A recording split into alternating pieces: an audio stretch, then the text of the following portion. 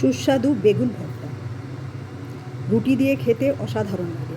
আমার তো খুবই ভালো লেগেছে, তাই ভাবলাম রেসিপিটি আপনাদের সাথে শেয়ার করি। চলুন দেখে নিই। একটি কিংবা দুটি বড় সাইজের বেগুন নিয়ে মাঝখানে একটু চিড়ে দেখে নিতে হবে ভালো আছে কিনা। এরপর সারা বেগুনের গায়ে ছোট ছোট ছিদ্র করে নিতে হবে।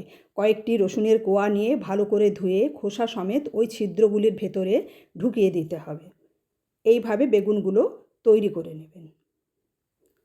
এবার প্রেসার কুকারে একটি আলু খোসা ছাড়িয়ে ছোট ছোট করে কেটে সেদ্ধ করে সামান্য লবণ দিয়ে মেখে একদিকে রেখে দিতে হবে।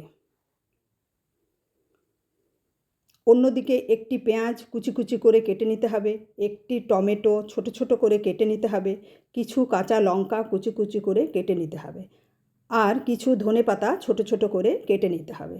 এরপর কিছু শুকনো মশলা যেমন হলুদ গুঁড়ো, শুকনো লঙ্কার গুঁড়ো, লাল লঙ্কার গুঁড়ো, সামান্য জিরে গুঁড়ো, সামান্য ধনে গুঁড়ো পরিমাপ মতো নিয়ে রাখতে হবে। বাস এবার কড়াইতে তেল দিয়ে প্রথমেই সামান্য গোটা জিরা, সামান্য গোটা সরিষা আর একটি শুকনো লঙ্কা গোটা ফোড়ন দিয়ে যেই ভাজার গন্ধ বেরোবে তখন কেটে রাখা পেঁয়াজ কুচি, লঙ্কা কুচি, টমেটো কুচি দিয়ে ভালো করে ভাজতে হবে। কিছু কাঁচা পেঁয়াজ কুচি আর কিছু লঙ্কা কুচি সাইডে রেখে দিতে হবে। বাস মেশানো হয়ে গেলে ওপর থেকে ধনে পাতাগুলো, কিছু কাঁচা পেঁয়াজ কুচি এবং কাঁচা লঙ্কা কুচি দিয়ে 1 চামচ মতো কাঁচা সরিষার তেল দিয়ে নেড়েচেড়ে নিলেই তৈরি হয়ে যাবে সুস্বাদু বেগুন ভর্তা।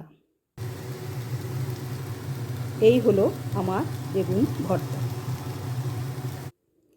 আপনারা বানান, খান, সকলকে খাওয়ান। আর যদি রেসিপি ভালো লেগে থাকে তবে অতি অবশ্যই লাইক, কমেন্ট, শেয়ার করবেন। সকলকে নমস্কার।